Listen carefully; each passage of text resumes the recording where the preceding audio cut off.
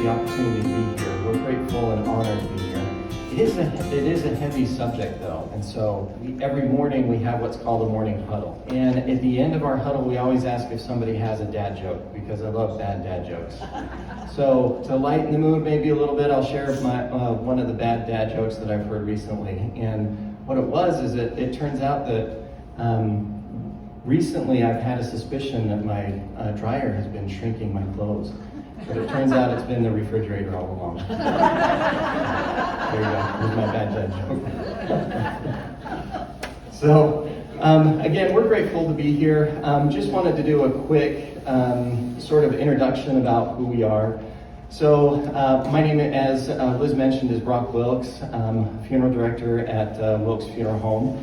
I've been in the funeral industry for about 20 years now, all of which has been here in Pocatello. I'm born and raised and lived here all of my life.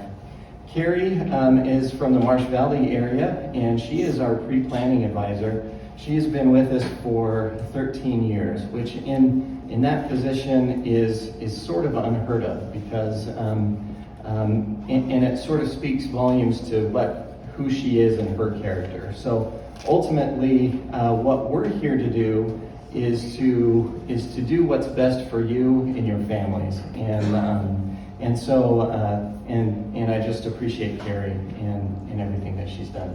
We currently have two locations, one on the north end of town and one on the south end of town, and that's sort of new within the last couple of years. The owners of Colonial Funeral Home had retired, and it was just a good fit for us to go ahead and make that part of our team. But what I wanted to do today is essentially talk about the benefits of pre-planning, and then we can sort of talk about the procedures as well. Part of this presentation is thought-provoking quotes, right? You really don't attend funerals because somebody has died. You attend because somebody has lived. And that's really the focus of what we're trying to do. We're trying to help the family memorialize their loved one, and in the manner and in the beliefs that they want. And so, what is advanced funeral planning? Well, it's essentially exactly what it sounds like. It's where you take an opportunity to sit down and write out your wishes, what you want to do, what you want to have happen once you pass away. And so there's several areas, or I guess levels, in how you can perform this. You can certainly do this at home and have this written out, and that is great, as long as your family knows that exists and where it's at. That is certainly a viable option. You can also come in and sit down with us, and sit down with Kari, and she can give you some of your options that you may not have been aware of, and you can have that file, or that plan, on file with us.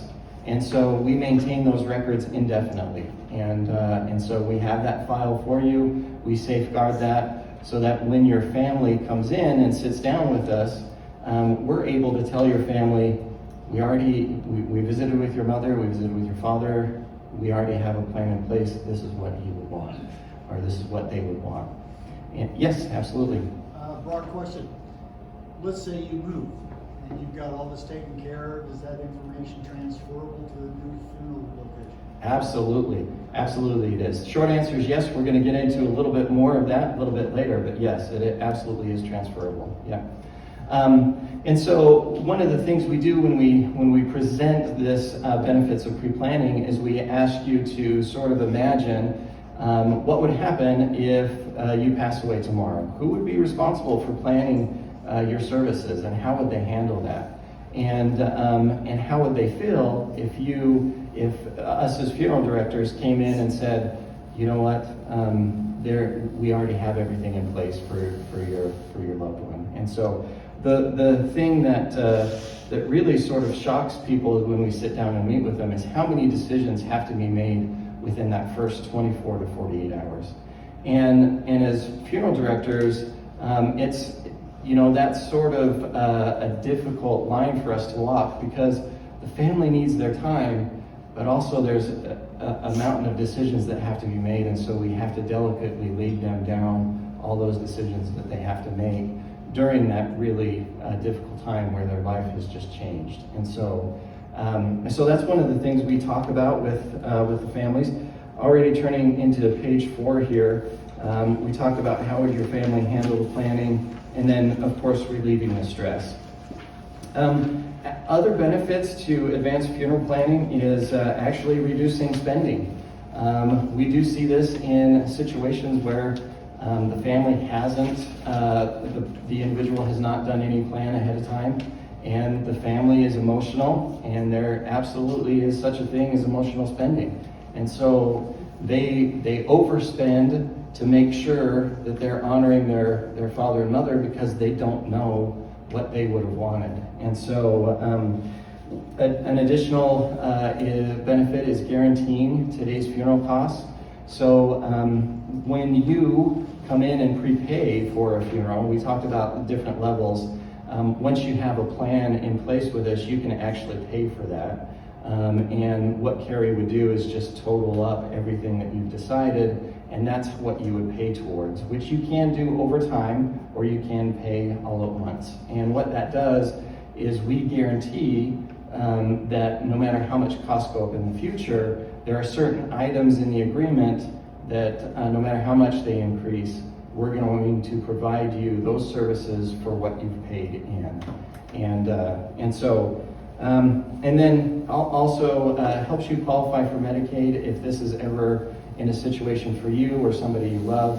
Oftentimes you have to do what's called a Medicaid spend down, and funeral plans are not considered an asset. So if you have, for instance, have life insurance can be considered a personal asset for you, and that means you have to cash them out, or you can assign them to a funeral home to essentially cover funeral expenses, which if you assign over an insurance policy, just to get ahead of the curve, you can have that transferred if you move later on as well. So it's not fixed to that single funeral home. So, and then the one thing I think we'll go through and talk about some of the things to avoid when you're pre-planning your funeral. So one of the things that we want to avoid, if we can, is something called funeral trust.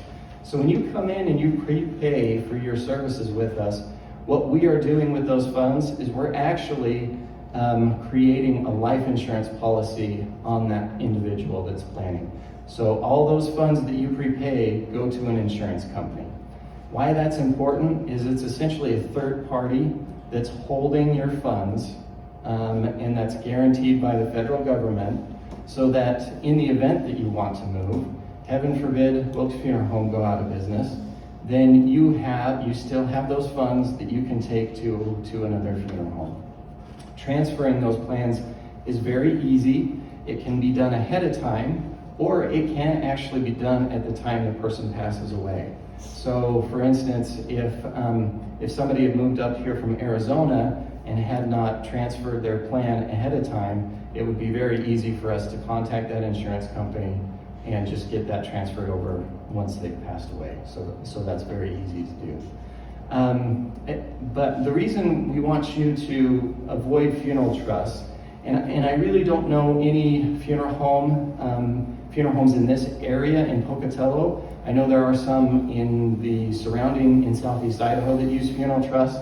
But I would encourage you to, if you plan with one of them, ask how they're funding it, whether it's through a trust or an insurance policy, and ask that they do it through an insurance policy. The only instance where it makes sense to use a funeral trust is in the case of hospice. If somebody is already on hospice and it doesn't make sense for us to issue an insurance policy on them. And so, and correct me if I'm wrong, Dr. Mills or Dr. Vaughn, but it's about 6 months. If somebody's being put on hospice, it's about a 6-month prognosis. Is that accurate? Correct. That's the rule. Okay. And so that's when it's that short amount of time, I would feel comfortable putting money into a trust account, but never for more than that. So that's really the only instance that I would use a trust account. And here's the reason why. Trust accounts are managed by the funeral home. They do receive a 10% interest on whatever money that you've put in. And there is no recourse for the consumer if that trust gets mismanaged. And so if, of course, it's illegal for the funeral home to meddle in those funds and use them for anything other than the funeral plans, unfortunately that's happened. And a case as recent and as close as Logan, Utah, a funeral home used about $300,000 out of their funeral trust account to help operate their funeral home. Unfortunately, that money's gone for those families. They can do civil litigation, but the chances that they're going to be able to recover anything is zero. Additionally, if you decide that you want to transfer your funeral trust to a different funeral home, the funeral home by law has the ability to take 15% of what you've paid in before they transfer it out to somebody else. And so for the consumer, it is 100 times, it's just better to use the insurance policy rather than a trust account. So, absolutely. Yes, Kari. So I just had this happen yesterday where a lady wanted to do some funeral planning on herself, but she had held on to her money for the past 12 years because her mom had her plan through a trust. Her nephew went to a different funeral home and was a funeral director there, and they wouldn't release all the funds. And so she thought that's what all funeral homes did. And so by the time she finally decided to do her plan, the cost had doubled. And so she thought, man, I wish I would have just knew that there were other options than this. And so it kind of not only did it hurt them at the time of when their mom passed away, but for her to do her own planning as well. Yeah. And so with insurance policies, they're 100% transferable. So you can take it to another funeral home if you've moved and say, this is the funeral agreement we had, will you honor it? Most reputable funeral homes are going to honor that agreement. They're going to say, absolutely, yes, we'll honor your pre-arrangement, and we'll keep this on file and transfer it for you. So, yeah. Working in the financial world for 40 years, hated funeral trusts. Yeah. They are a nightmare. Yes. Good advice to try to stay away from them. Yeah, absolutely. Yeah, so that's tip number one when you're planning ahead is avoid funeral trusts. So absolutely. Number two is not including your family in planning. So this is a pitfall to avoid. So you really need to involve your loved one as much as possible and take into account their feelings and what they need. Because ultimately, yes, the funeral is about you, but it is not for you. It is for everybody else that is left behind. This is going to be the most difficult challenge. Losing a loved one is life's most difficult challenge, I believe. And to involve them in that decision and that stage of their life, I think is very selfless. And so I encourage you to include family. Another just sort of thought-provoking quote that we had included in here is on this page 6 at the bottom. And it's sort of an interesting commentary on our culture and on our society. But when a person is born, we rejoice. When they are married, we jubilate. But when they die, we try to pretend that nothing has happened. And we see that a little bit. And it's sort of, we're grief shy, I guess, as a culture. And it's sort of a shame. But yeah. Third thing is doing nothing. That's what you should avoid doing. And so the definition of planning is recognizing opportunities and avoiding mistakes. And so by doing nothing, it doesn't put you or your family members in a great spot. So obviously you're here today, so you guys are proactive thinkers, but I would encourage you to act on everything that you've heard today and follow through with putting together a funeral plan on yourselves. And so, Kari, am I missing anything or?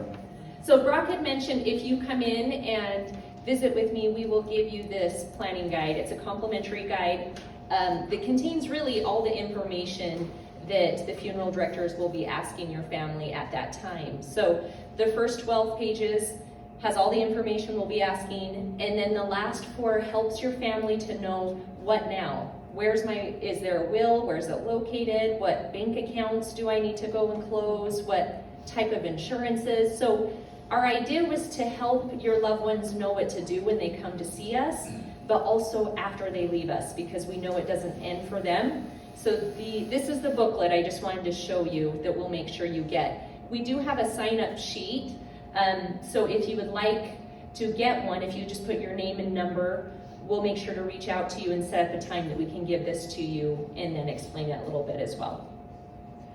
Kari, would you talk a little bit about transferring policies? Yes, so the way that works out is usually you'll give us a call and just say, hey, I have an insurance policy or I have a plan through another funeral home that I would like to transfer over to your funeral home. We will usually ask you if you know the name of the insurance company so that we can start doing some groundwork for you. If not, we'll set up a time for you to come in anyway. We'll ask you to bring in the paperwork that you have when you did your plan, and then we'll notify that company. They'll send us a form, and we have you fill that out and sign it, and then we take care of the rest. At that point, in a few weeks afterwards, you'll get a letter from that company showing that you've changed funeral home preferences. But we do honor those wishes the way you had them written originally. You certainly can make changes to your plan if you'd like, but we will honor those costs. Did that answer okay? Yeah, and one question we had in a group we visited with earlier this month is, can my family change what I want once I've put it into place? And the short answer is no. So if you put in, if you come in with us and put together and fund your pre-needs, so you're putting together a plan, you fund it, the funeral home with you enters into an agreement, and which is valid, which is honored by the state of Idaho. And so the family cannot come in and say, well, I know Dad wanted this, but I wanted a new car. Can I just do something less and use the money for something else? And fortunately, they cannot. And so once that is a little bit that's one unique part, or another unique aspect to coming and planning with us versus just writing down your wishes and having them at home, is that family cannot come in and change the plan afterward. So, yeah. Yes? I have a question. So, last week, Deacon Scott talked about the Catholic Church's preference to have the body at a funeral, but as he said, at least half of people decide for cremation. Mm-hmm. So he said that one option that the church would like us to consider is having the body would be in a casket at the funeral and then cremation afterwards. So how would that work with getting a casket? Do you provide a rental? That is a great question. Yes. The short answer to that is yes. You can do two things. You can provide. We try to avoid the word rental. It just is, and it's perfectly fine to use, but we're not going to refer it to that. But we do provide a service casket, and so on the outside, nobody can tell any different as to what it is.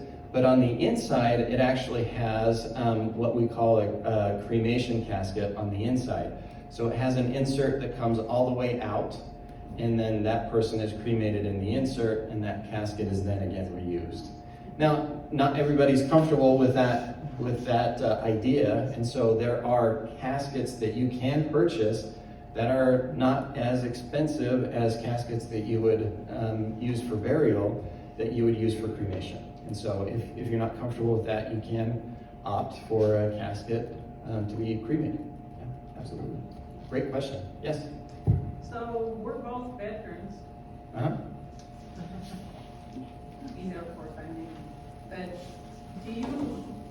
if we bring in like our DD-214s, do you handle things through the VA? Preferably bury me in Blackfoot State Hospital South.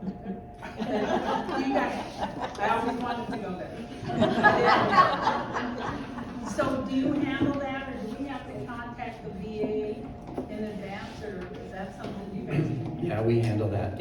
I would recommend that if that's your preference, if that's your interest, to be buried at the state cemetery in Blackfoot, you can make,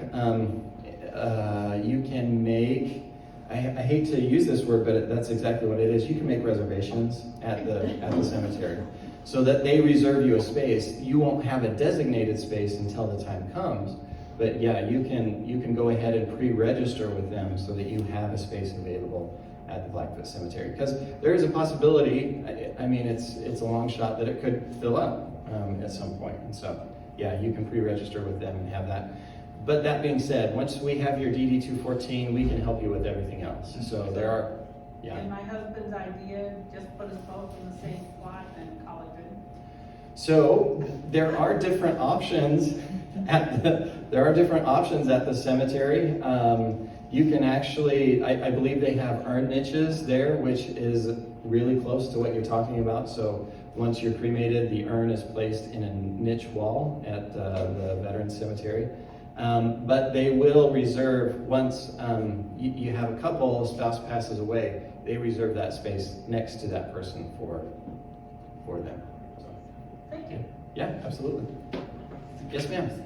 Do the cemeteries, if you buy a plot, how many cremains can be in one plot? Great question. Depends from cemetery to cemetery, but here in Pocatello, they allow 3 individuals per one space, and let me explain that. So you can have 3 urns in one space, or you can have one person that is buried and then 2 cremated urns on top of that person. So 3 is the limit though. Yeah. Yes? One more question. Of course. Is there a difference in cost if you have the rosary vigil service the evening before and then the funeral the next day versus the rosary right before the funeral mass, which is going to be probably, the whole thing would be an hour and a half, it'd be a longer service. Is there a difference in cost with the mortuaries here? Yeah, the short answer to that is yes. Mostly because when you're doing everything the day of, you're employing the staff and equipment and everything just for that single day versus 2 days. So the cost difference, honestly, will probably be a few $100s, but there is a small difference. Yeah, absolutely. Yes, ma'am. You have talked about 3 within one plot. Mm-hmm. What if they both want burial? Can you? So in Restlawn, which is the cemetery furthest south in Pocatello, and it's, just to kind of share with you more than you ever wanted to know, Restlawn is a memorial garden, which means that all the headstones are flat. There are no upright headstones in a memorial garden. So, versus a cemetery, which has upright monuments. So, Restlawn Memorial Garden, once upon a time, they sold what were called over and under plots. And so the husband and wife would be in the same, one on top of the other. They have since discontinued that, but if you still have one of those, they will honor it. Because I know in California, that's done. Yeah, yes, it is. Yeah. And really what they found is they were having issues structurally because you pre-place the vault in the ground, and then the second time you enter the vault, it caused some problems. So. Thank you. Yeah, of course. Yeah. Yes, sir. A question on the cremations. Mm-hmm. In my mind, I thought maybe they put the body in a paper bag and stick it in. Or you have the insert come out of the casket, or you be in a buried casket. Have it not buried, but cremated in that wooden casket you bought. Mm-hmm. So all those 4 particles of ashes are mixed in with the ashes that the family would receive. That is a When we great separate question. everything. There is some misconception about cremation and what it is. So one of the first misconceptions is you don't need a casket, and you don't in a fancy ornate sense. But for our process, procedure-wise, it's almost impossible for us to position somebody dignified and appropriately in the crematory without them being in something rigid. And so the crematory does require a casket, but that can be made something as simple as cardboard. So yes, the short answer is yes. There are going to be particles that are with the cremated remains that are not necessarily cremated remains. So there's a bit of a distinction, if we were getting real technical, between ashes and cremated remains.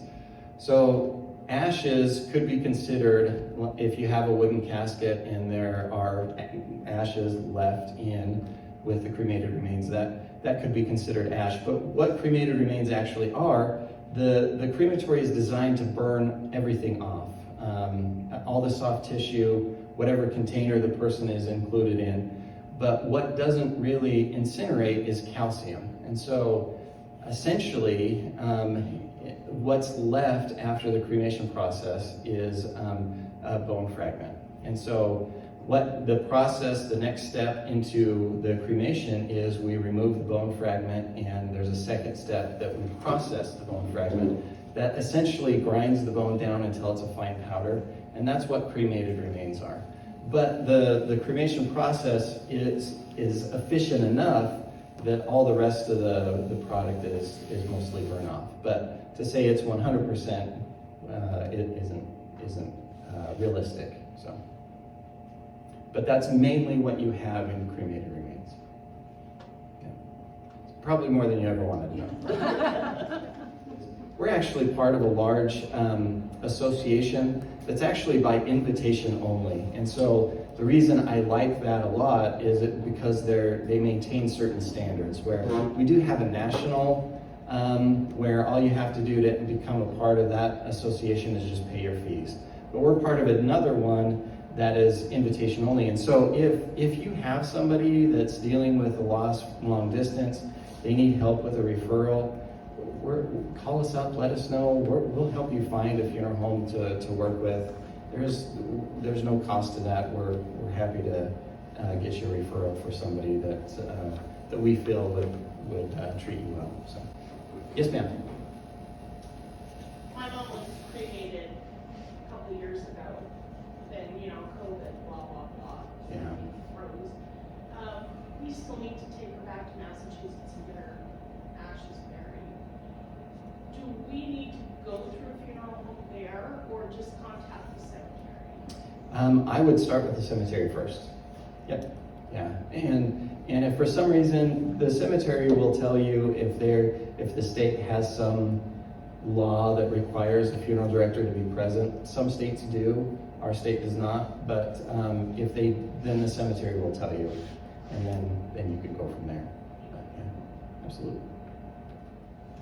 Any other questions? Did you learn anything today? Oh, yeah. Excellent. Yeah. I appreciate it. Thanks for having me very much. Glad to be here.